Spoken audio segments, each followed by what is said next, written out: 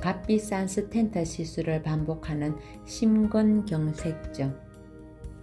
의료의 질관리라는 과목을 대학원 과정에서 배울 때 미국에서 가장 많은 지표로 사용된 것 중 하나가 개심술이었습니다. 수술에 따른 결과가 다르게 나올 수 있기 때문에 미국 병원들의 질적 순위를 비교할 때 수술 결과를 사용한 것입니다. 다시 생각해보면 미국인들에게 가장 많이 시술되는 수술이면서 생명과 직결되기 때문이었을 것입니다. 그래서 미국에선 수술 결과를 매번 발표하면서 어떤 병원이 더 수술을 잘하는지 서열을 매긴다는 이야기도 있었습니다.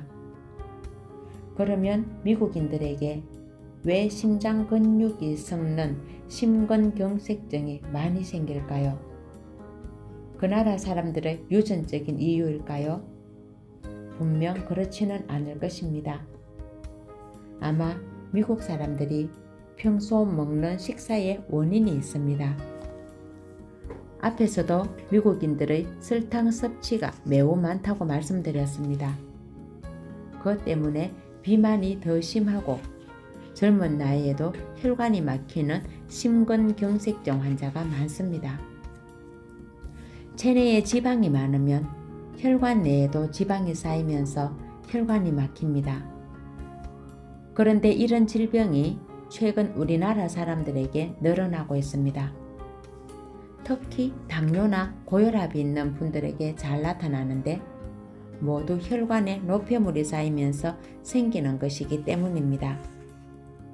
심장 근육에 혈액을 공급하는 관상동맥에 노폐물이 쌓여 혈액이 제대로 흐르지 못할 때 막힌 혈관 뒷부분에 있는 심장 근육은 혈액이 공급되지 못해 썩는 것이 심근경색증입니다.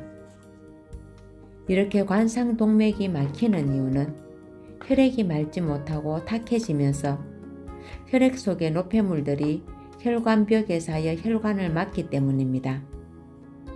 평소에는 자각 증상이 없다가 운동을 하거나 계단을 오를 때 심장 박동이 빨라지고 혈류가 증가하면서 증상이 나타납니다. 바로 혈관이 확장될 때 통증이 생긴다고 말씀드렸던 일이 일어나는 것입니다.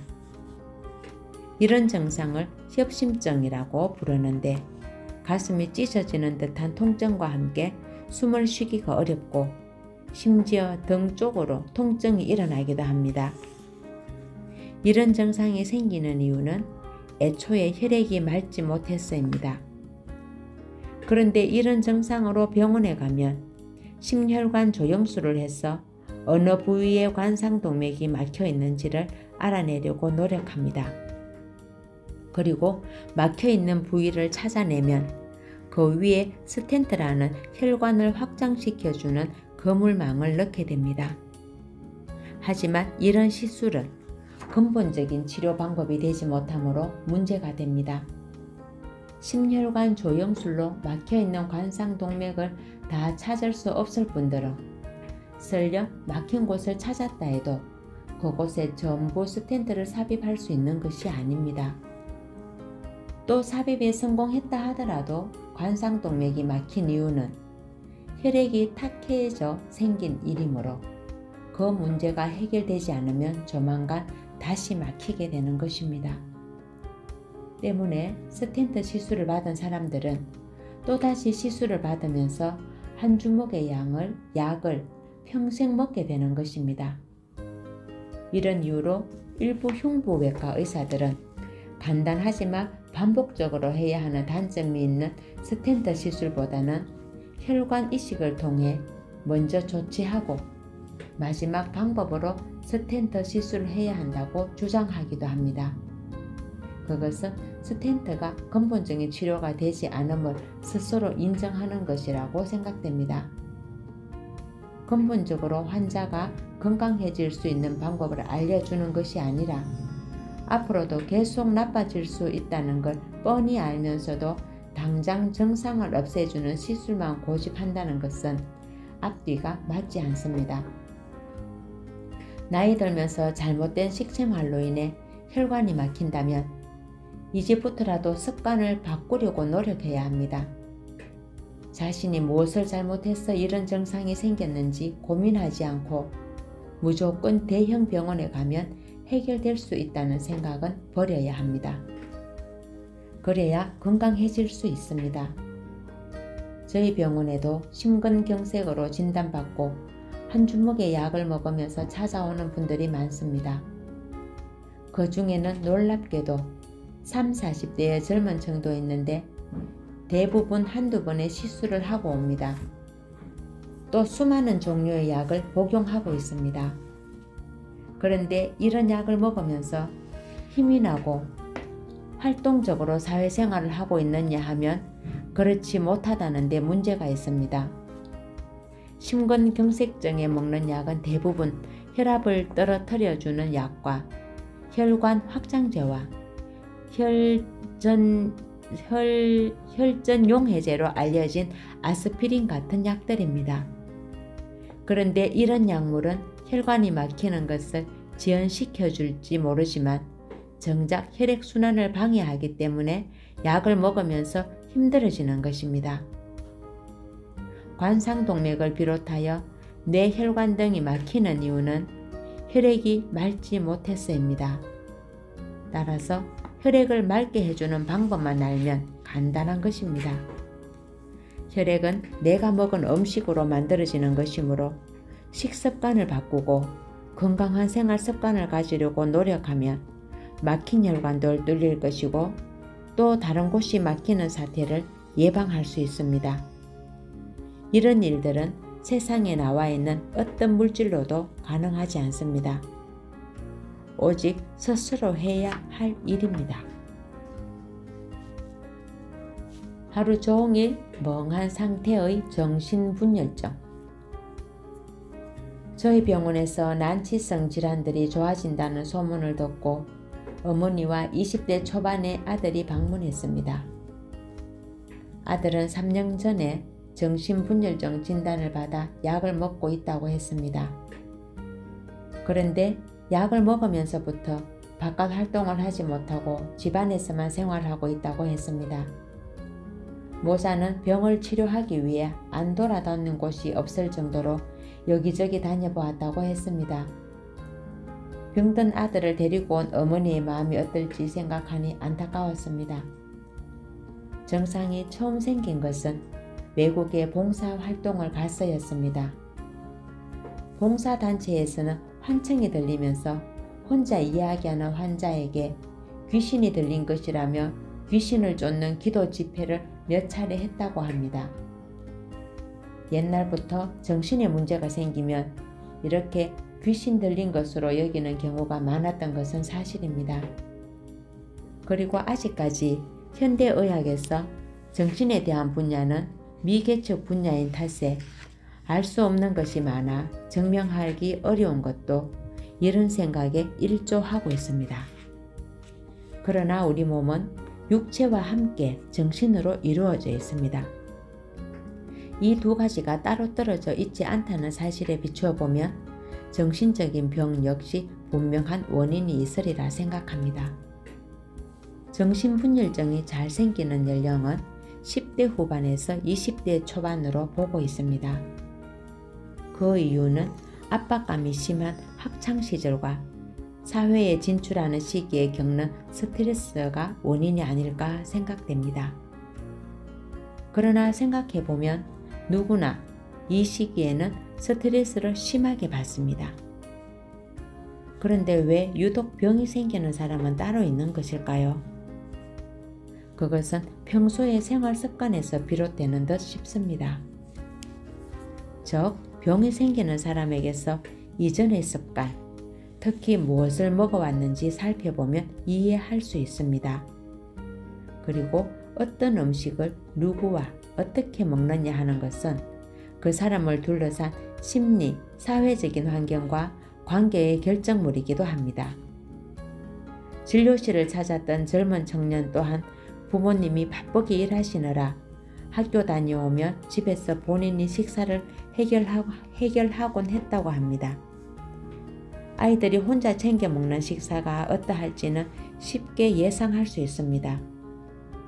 고등학교 2학년 때에는 거의 매일 치킨을 먹었다고 합니다. 아들이 좋아하는 음식이어서 바쁜 엄마로서는 별 문제의식 없이 준비해주곤 한 것입니다. 그러면서 가공식품을 자주 먹어왔던 것입니다. 정신과 약을 먹는 사람들을 보면 눈빛이 풀린 것을 볼 수 있는데 청년 또한 처음 방문했을 때에는 초점 없는 눈동자였습니다.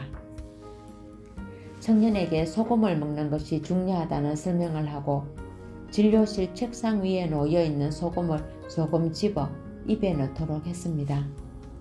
그러자 바로 뱉어버리는 것이었습니다. 평소에 소금을 먹지 않아서 그런 것입니다. 소금에는 짠맛만 있는 것이 아니라 구수하고 달콤한 맛도 있는데 이런 맛을 느껴보지 못한 까닭에 바로 뱉어버린 것입니다.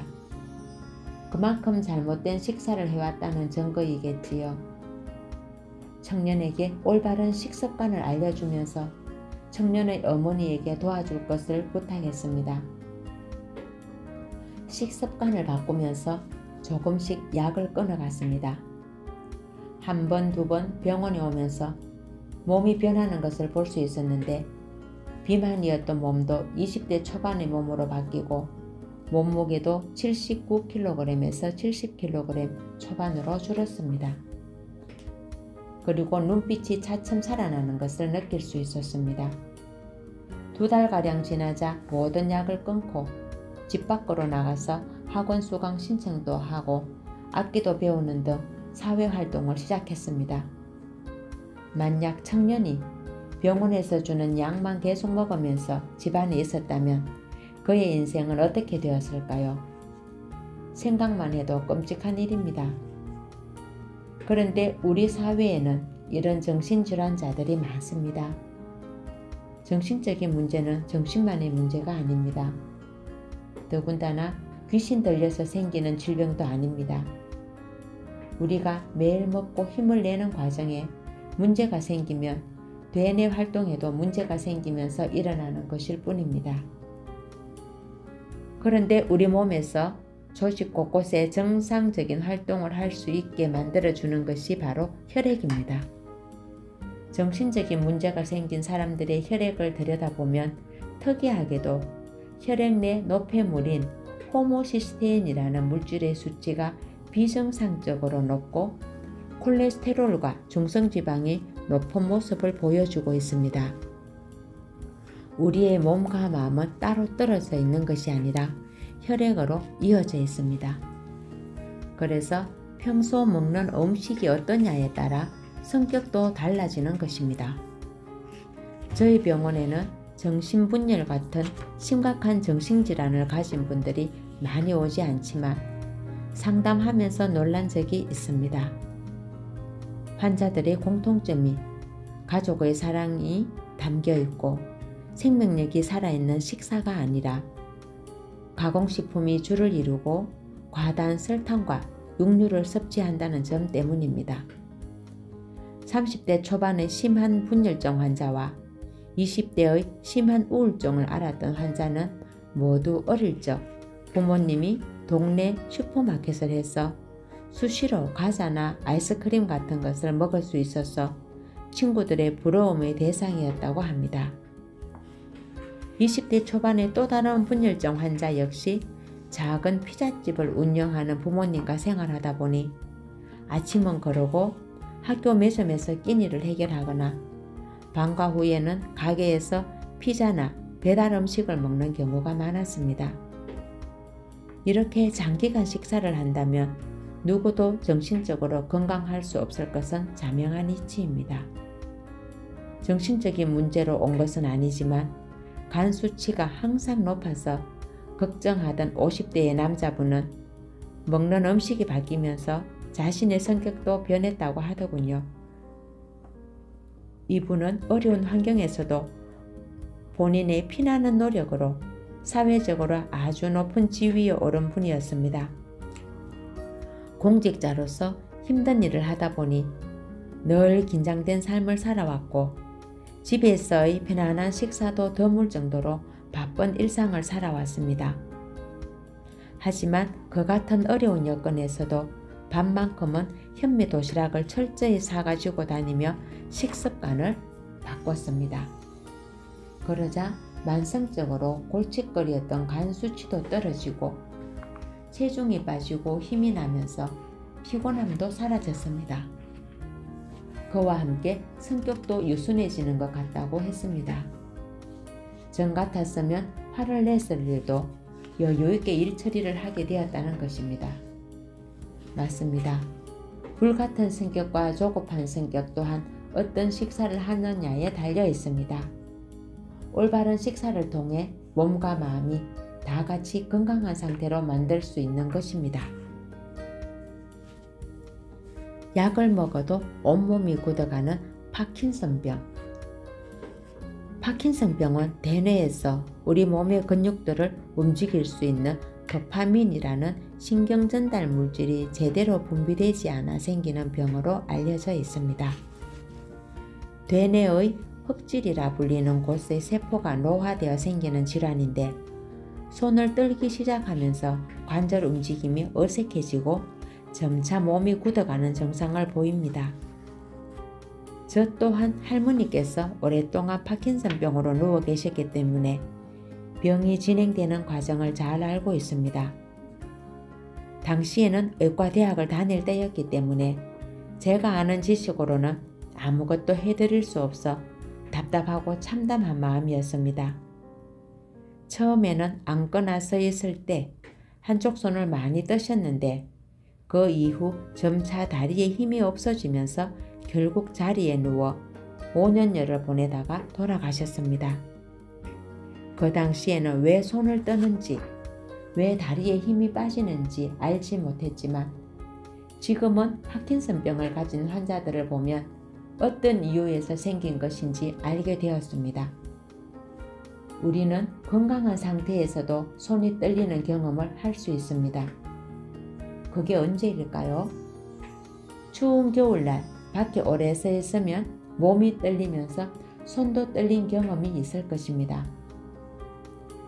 손이 차가워지면서 혈액순환이 되지 않으면 우리 몸은 근육을 움직여 열을 내게 하고 그렇게 해서라도 혈액순환을 시키려고 노력하는 것입니다. 그때 손이 바르르 떨렸던 것을 경험해 보았을 것입니다. 손이 떨리는 것은 혈액이 손끝까지 제대로 가지 않아 생기는 증상으로 보아야 합니다. 따라서 파킨슨병 역시 혈액순환에 문제가 생겨 나타나는 증상으로 이해할 수 있습니다. 손끝으로 발끝으로 혈액을 보낼 힘이 없고 혈관이 막히면서 생기는 증상이 파킨슨병입니다. 그런데 이런 증상이 있는 분들을 진단하기 위해서 MRI를 찍어보면 도파민을 분비하는 곳의 혈류가 감소되어 있는 것을 보게 됩니다. 뇌 조직에도 혈류가 감소하면서 뇌 조직이 손상되어 그런 증상이 생기는 것입니다. 그러면 도파민은 우리 몸에서 어떤 일을 하는 것일까요? 도파민은 쾌락과 행복감을 느끼게 해주는 물질이면서 정교한 움직임 등을 가능하게 해주는 신경전달 물질입니다. 이런 도파민이 적게 나오는 사람들을 보면 대부분 우울증에 시달리는 것을 볼 수 있습니다. 즉 도파민은 즐거울 때나 기쁠 때 우리 몸의 대뇌에서 분비되는 것입니다. 그러므로 항상 고민이 많고 신경 쓸 일이 많아 스트레스가 심한 사람들에게 파킨슨병이 잘 생깁니다. 스트레스 반응으로 인해 혈액순환에 문제가 생기는 것이 파킨슨병의 핵심이라고 볼 수 있습니다. 그럼에도 불구하고 파킨슨병으로 진단을 받으면 도파민의 전고 물질인 레보도파로 만들어진 약을 투여하는 것이 현재 최선의 치료법이 되고 있습니다. 이 약을 먹으면 움직임이 부드러워지고 잠깐 힘이 납니다. 그러나 우리 몸의 대뇌에서 만든 도파민이 아니라 외부에서 넣어준 까닭에 신경전달에 잠시 도움을 줄 수는 있지만 반대급부로 점차 우리 몸은 도파민을 만들려고 노력하지 않게 됩니다. 그러다 보니 처음에는 약을 먹고 나서 바로 정상이 완화되고 좋았던 것이 점차 시간이 흐를수록 아무리 많은 약을 먹어도 증상이 좋아지지 않는 것입니다. 결국 약을 먹으면 온몸이 굳어 침상에 누운 채 천장만 바라보며 숨만 쉬다가 하늘나라로 가게 되는 것입니다. 여러 차례 계속 말씀드리지만 우리 몸에서 일어나는 증상이 무엇 때문인지를 이해해야 건강해질 수 있습니다. 표면적으로 도파민이 줄었다는 것만 가지고 도파민을 만들 수 있는 약을 복용하는 것은 불난집에 부채질하는 것이므로 절대 약을 복용하면 안 됩니다. 손이 떨리기 시작하고 움직임이 어색해질 때 우리 몸은 정상을 만들어내는 것입니다. 그동안 살아온 과정이 잘못되었음을 알려주는 것이므로 정상이 생겼다면 습관을 바꾸려고 노력해야 합니다. 즉 혈액순환이 원활해지도록 식습관을 바꾸면서 즐겁게 살려고 노력해야 합니다. 즐거운 생각을 많이 하고 잘 웃으면 대뇌에 혈류가 증가하고 도파민 분비가 왕성해지기 때문입니다. 저희 병원에 왔던 파킨슨병 환자분들은 얼굴만 봐도 알 수 있을 정도였습니다.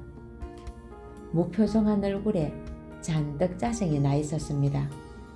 물론 근육이 경직되고 몸이 말을 안 들으니 힘들어서도 그럴 수 있겠지만 그분이 살아온 과정이 어떨지 예상되는 부분이기도 합니다.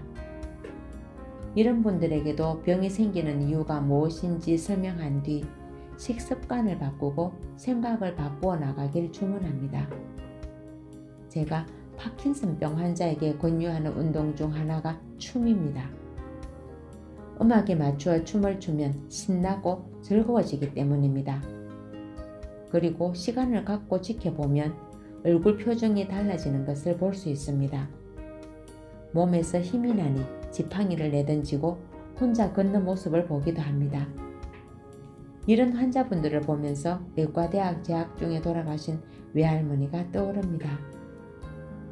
제가 조금만 더 빨리 이런 생리를 알고 있었다면, 아니 외할머니께서 지금까지 살아계셨다면 몇 년씩 누워서 고생하는 일은 없도록 도와드렸을 텐데 하고 생각합니다.